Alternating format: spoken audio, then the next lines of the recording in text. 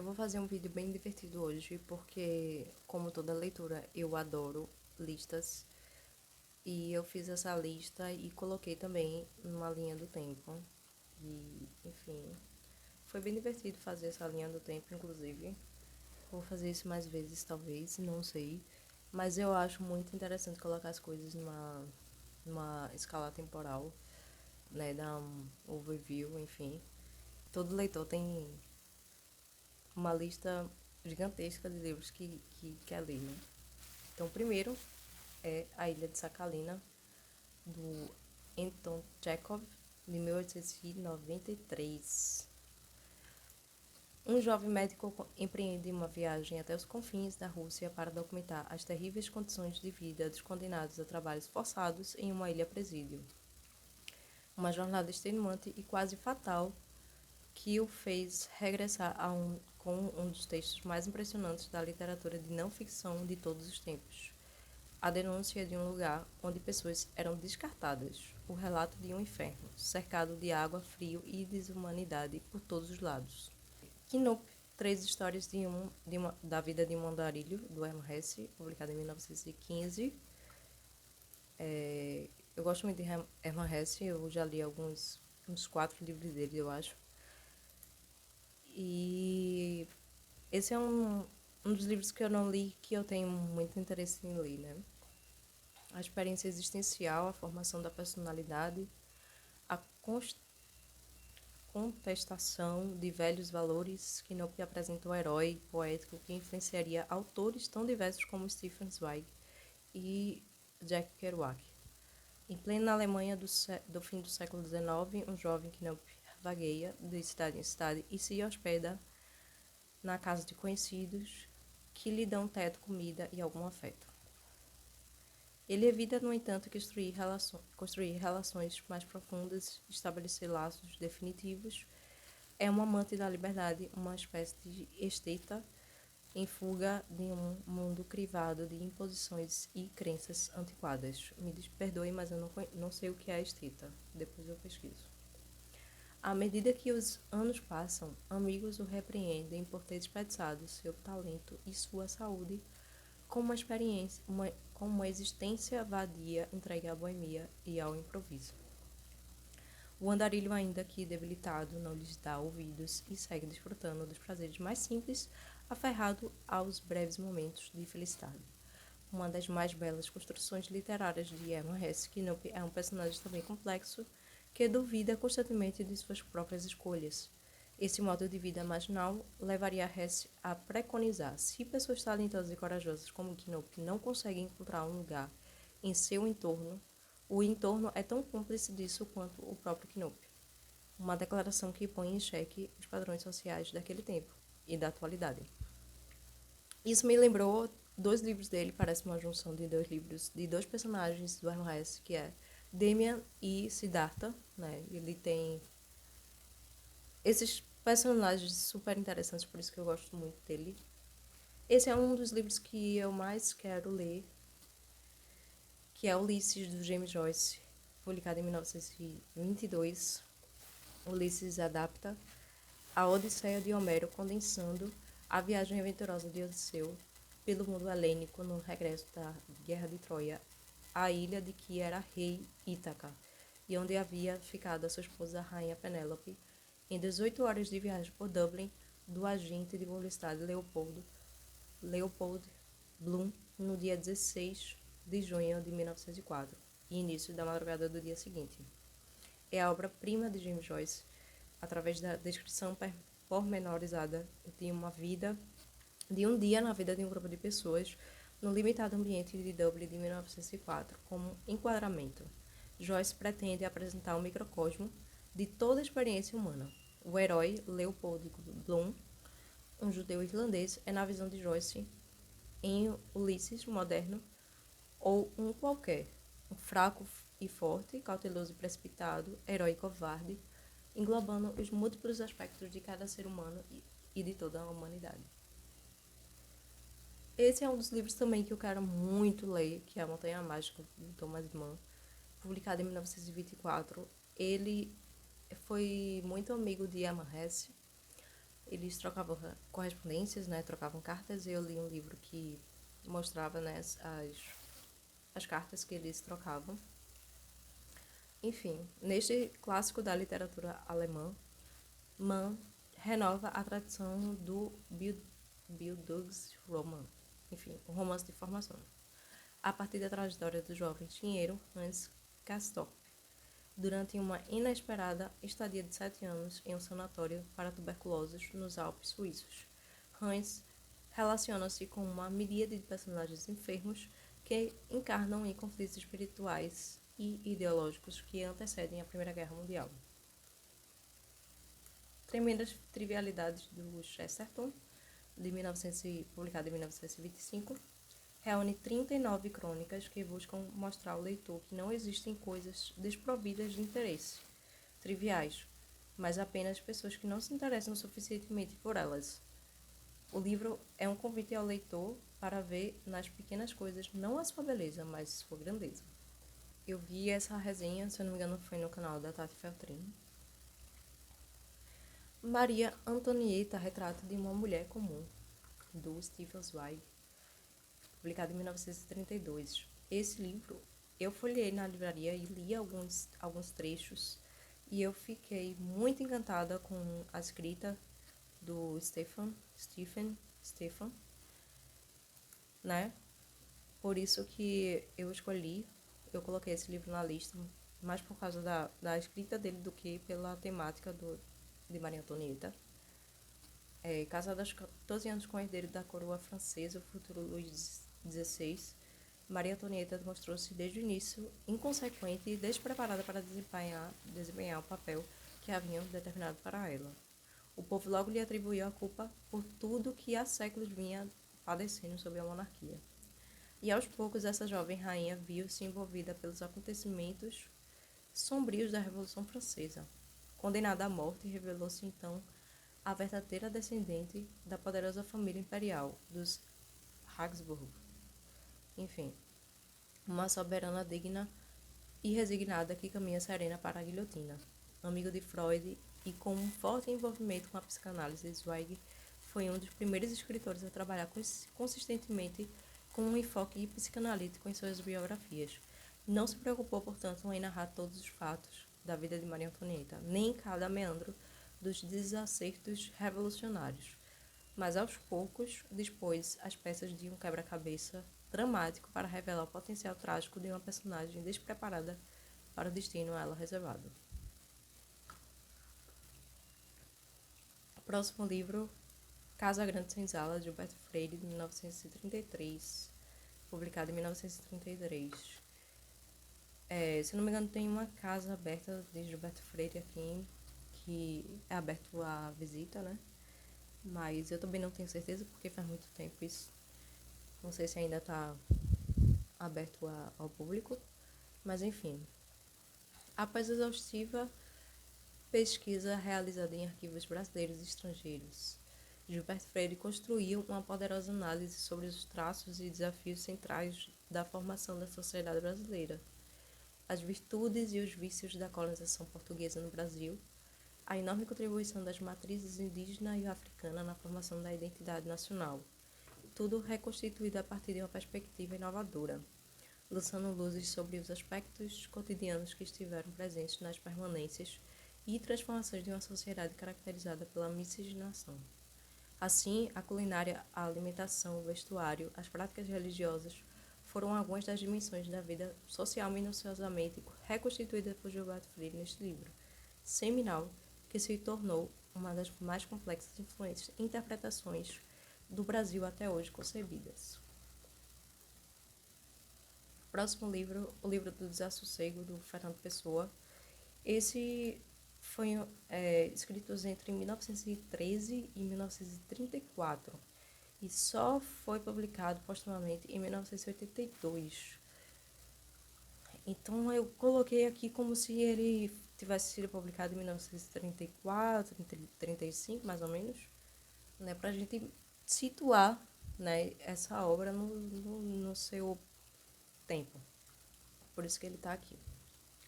É uma obra singular e complexa, composta por fragmentos autobiográficos e reflexões filosóficas, assinada pelo semi-heterônimo Bernardo Soares.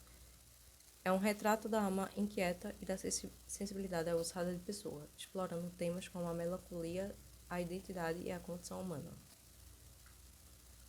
Esse foi um livro que eu vou recomendar alguns canais no final do vídeo. Então, esse foi um dos livros que me recomendaram, que fizeram resenha, enfim, e eu... O próximo livro é O Deserto dos Tártaros, do Dino Buzzati, publicado em 1940. A necessidade humana de dar sentido à vida e o desejo da imortalidade através da glória são o tema, sobre o qual circulam as alegorias desta obra. O enredo se desenrola sobre a narração da espera feita ao longo da vida do personagem Drogo, um militar de carreira que vive se preparando para uma grande guerra na qual ele acredita que sua vida e existência serão postas à prova. Interessante. O Jogador de Xadrez, publicado em 1942, do Stefan Zweig. Para resistir à tortura psicológica da Gestapo, um advogado encarcerado em solitária pelos nazistas se socorre no mundo do xadrez. Um grupo de passageiros em um cruzeiro marítimo desafia o campeão mundial de xadrez para uma partida. No início, eles sucumbem, até serem ajudados por conselhos sussurrados de um estranho na multidão. Um homem que arriscará tudo para vencer. O aclamado conto de xadrez do Stefan Zweig é uma narrativa perturbadora e intensamente dramática da obsessão e do preço da genialidade. A última obra de Stefan Zweig, Jogador de Xadrez, foi escrita durante seu exílio no Brasil, poucos dias antes de seu suicídio, em 1942. É também o único texto em que o escritor austríaco aborda diretamente o tema do nazismo. A obra recebeu inúmeras adaptações para o teatro e cinema, com nomes como O Livro do Xadrez, O Jogo de Reis e O Jogador de Xadrez. Enfim, isso porque esse autor ele foi apoiador do nazismo, mas ele se arrependeu no final e parece que esse foi o motivo dele tirar a própria vida, mas eu também não sei os pormenores dessa história. E o que me interessou, tipo assim, não o que me interessou, a história me interessa, mas o que eu achei interessante é porque recentemente eu li um livro que fala sobre o cérebro, né, sobre a neuroplasticidade, e o autor comentou sobre um cara que ele resistiu à solitária no sentido de ele conseguiu manter a sua sanidade mental porque ele estava jogando xadrez mentalmente. Então, assim, eu não sei se essa história é real, porque aqui é um conto, é uma ficção, mas ao mesmo tempo, nesse outro livro que eu li, parece que, de fato, teve um prisioneiro, né, na solitária, inclusive foi foi na guerra também, mas eu não sei se foi na Segunda Guerra Mundial ou foi outro, mas enfim, tem uma história real e uma ficção. Eu não sei se tem alguma relação aí entre essas duas histórias, né? Perto do Coração Selvagem, publicado em 1943, da Clarice Lispector. O livro é marcado pelo estilo introspectivo da escritora, escrito quando Clarice tinha 20 anos de idade. O livro tem como protagonista Joana, que narra sua história em 2 planos: sua infância e o início da sua vida adulta. A literatura brasileira era, naquela altura, dominada por uma tendência essencialmente regionalista, com personagens contando as dificuldades da realidade social do país na época. Pedro Páramo, de Juan Rulfo, publicado em 1955.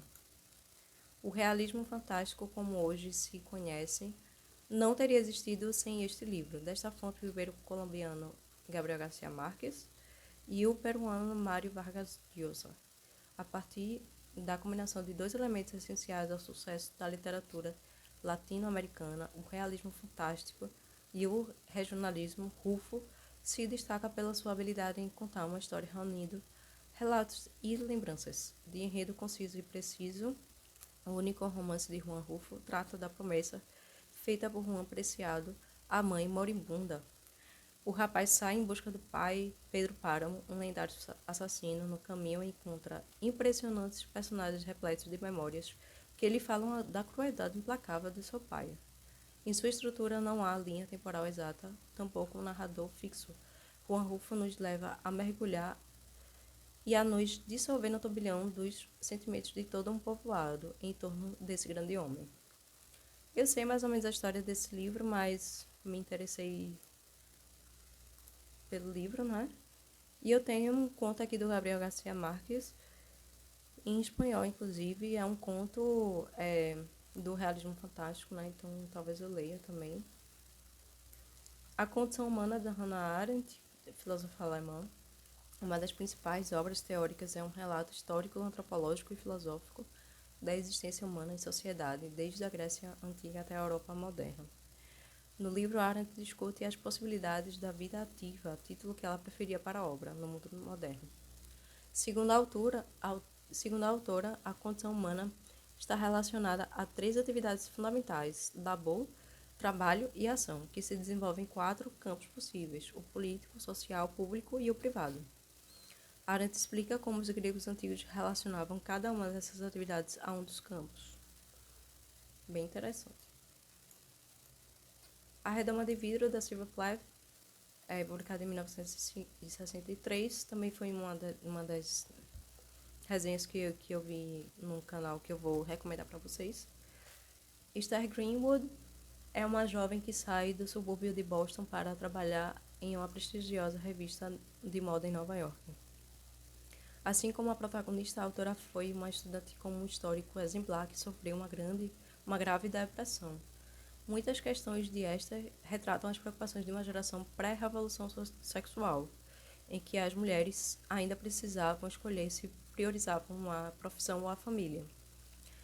Além da elegância da prosa de Plath, o livro extrai sua força de forma corajosa como trata a depressão, mais que um relato sobre problemas mentais. A Redoma de Vidro é uma narrativa singular acerca das dores do amadurecimento. A Sangue Frio, do Truman Capote, publicado em 1966. Não sei porque ainda não li esse livro, mas enfim. Relata o brutal assassinato de uma família na cidade de Holcomb, localizada no interior do estado do Kansas, nos Estados Unidos, da ideia inicial do crime até a execução dos assassinos. Ele é um dos autores, né, do jornalismo literário. E o livro que eu quero muito ler também é justamente esse, Água Viva, publicado em 1973, da Clarice Lispector. Como dois autores se repetem aqui, eu acabei colocando duas obras a mais na minha lista de 20. Enfim. Considerada pela própria autora como uma obra de ficção, críticos entendem que o livro não tem gênero literário definido, perpassando os gêneros de romance, ensaio e poesia. Isso pra mim já me pegou. Assim, como outras obras da autora, o livro é caracterizado pelo fluxo de consciência, sendo composto por um fluxo contínuo de palavras e não havendo nele qualquer divisão no texto, a não ser as indicações de início de um novo parágrafo. Isso é interessante. Considera-se que nesta obra Lispector se libertou dos limites da típica estrutura narrativa. A narradora da obra é uma pintora que reflete sobre diversos aspectos da existência humana. 100 Dias entre o Céu e o Mar, do Amir Klink, publicado em 1985, é um diário de viagem. O livro narra a travessia a remo do Oceano Atlântico empreendida por Amir, da costa da Namíbia até a Bahia. E eu adoro esses relatos de viagem, adoro essas histórias de viagem, principalmente pelo mar, né? Em veleiros e tudo mais. Suicídios Exemplares, de Henrique Villa-Matas, publicado em 1991. O catalão Henrique Villa-Matas constrói com ironia e humor afiado 10 histórias em que os protagonistas flertam constantemente com o suicídio. Este, porém, nunca chega a acontecer de fato, pelo menos não da forma como se imagina. A ideia de se matar torna-se a saída para as decepções ou ausências nas vidas dos personagens, mas algo sempre acontece e muda o desfecho esperado. Com narrativas cheias de imaginação, sutileza e inteligência, a obsessão pelo suicídio acaba, paradoxalmente, por afastar a tentação da morte e torna-se um incentivo para a vida, transformando positivamente a ação dos heróis de Vila Matos. Muito interessante. Durante aquele estranho chá de Lígia Fagundes Telles, reunidos em 2002, então o livro, né, não se sabe aí a cada texto quando foi escrito. Estes textos breves de origens, naturezas e épocas diversas compõem um vívido painel de memórias de Lígia Fagundes Telles, com destaque para seus encontros e diálogos com personalidades literárias que, de um modo ou de outro, marcaram a sua formação como escritora. Das conversas com Simone de Beauvoir e Jean Paul Sartre, as visitas a Jorge Amado e Zélia Gattai, da amizade com Hilda Hilst, a um estranho diálogo com Jorge Luiz Borges, passando por uma entrevista concedida à amiga Clarice Lispector. A autora passa em revista momentos que enriquecem sua sensibilidade artística e sua visão de mundo. Nos fragmentos de memórias reunidos aqui, Lígia Fagundes Telles se expõe inteira a seus leitores, tornando-os ainda mais próximos de sua obra literária, já por si tão calorosa e sedutora. Eu nunca li nada de Lígia Fagundes Telles, nem desses autores aqui que ela cita, mas eu acho que deve ser um livro prazeroso, né, de ler. Próximo livro, Correr, do Jean Etiennoz, não sei, publicado em 2010, baseado em fatos reais. Correr narra a trajetória de Emil Zatopek, um homem tímido e sorridente que mudou a história das corridas de média e longa distância. No livro, o autor descreve os êxitos do atleta, das primeiras vitórias até sua consagração nas Olimpíadas de Helsinki, e conta suas dificuldades, primeiro sob a ocupação nazista, depois sob o stalinismo, e enfim, após um leve respiro na primavera de Praga, sob a ditadura comunista que fez de tudo para bani-lo do esporte. E esse livro é muito caro, mas eu lembrei que existe o e-book, né? O e-book tem um preço mais acessível, então eu vou ver se eu consigo achar o e-book desse livro. O próximo livro é Os Canibais de Garanhuns, escrito por Rafael Guerra, um jornalista, né? Publicado em 2018, é uma história real, né? O livro reportagem conta detalhes da história de Jorge Beltrão, Isabel Pires e Bruna Silva, que se uniram para atrair e assassinar mulheres para praticar canibalismo na cidade de Garanhuns, no Agreste de Pernambuco. Além disso, o trio vendia salgados recheados com carne humana. O caso teve repercussão internacional. O trio foi condenado por 3 assassinatos. Somadas, as penas ultrapassam 300 anos. E se eu não me engano, esse cara, Jorge Beltrão, ele escreveu um livro falando sobre a esquizofrenia dele. Parece que ele tem esquizofrenia, enfim. E foi um caso, né, que chocou o mundo inteiro, né? Inclusive, eu fui num painel que ele falou sobre esse livro. Eu não lembro qual foi o evento que eu fui, mas na ocasião eu não tinha comprado o livro, enfim, mas eu vou comprar sim. E o último livro é O Novo Mapa, Energia, Clima e Conflito entre Nações, do Daniel Yergin, não sei, publicado em 2023. Ele analisa os acontecimentos das últimas décadas no que diz respeito à área da energia, falando dos novos desenvolvimentos tecnológicos, entre eles a produção em grande escala de xisto, a ascensão das energias renováveis como a eólica e a solar e a eletrificação da frota automobilística. O tema vai muito além da questão energética para invadir a geopolítica e a economia, como todas essas mudanças afetam a relação entre os países e as respectivas cadeias de produção e abastecimento, com reflexos na economia, nas finanças, no comércio, no meio ambiente e na sustentabilidade do planeta. Se eu não me engano, esse foi uma indicação do Ex Libris. Eu vou mostrar para vocês esses canais aí. Eu vou recomendar alguns canais, né? Mas esse é um livro também muito caro. Mas, como eu falei para vocês, eu vou ver se eu consigo achar em e-book mais acessível, né? E os canais que eu vou recomendar para vocês é o canal da Morgana Paulino, que ela faz resenha de livros também, de leitura, e ela tem boas indicações de livros também. Lendo Enquanto Há Tempo, da Suzana, que eu peguei algumas indicações dela também, de alguns livros, né? Se eu não me engano, A Redoma de Vidro, ela foi uma indicação dela. Né? Eu gosto muito do canal dela, ela tem boas indicações. E Ex Libris eu acredito que seja Adriano o nome dele. Ele tem, assim, alguns. Parece que ele é professor universitário e ele tem umas indicações bem interessantes, assim, de livros que diferentes, assim, né? Um tema mais para atualidade, para modernidade, né? Temas para a gente refletir bastante. E também tem o canal da Dai, do Antológico Books, que é bem divertido o canal dela. Ela também tem boas indicações de livros. E basicamente é isso. Espero que vocês tenham gostado. Eu gostei muito.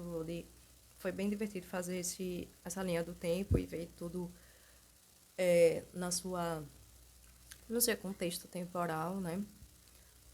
Eu acho interessante isso. E eu quero também fazer enfim, eu faço cadernos, né? Então tem um catálogo, tem um link no meu canal e também na descrição do vídeo. Eu faço cadernos artesanais e tem um catálogo lá no link. Mini, enfim. E tem vários cadernos lá, né? Esses não estão disponíveis porque são os que eu estou usando, né? Mas é mais ou menos. Só estou mostrando aqui, né? Comentem, né? Comentem quais são os livros que você quer muito ler, mas ainda não tem na sua biblioteca, na sua estante, né? Então comentem aí quais livros que vocês têm interesse em adquirir. E basicamente é isso. Até a próxima.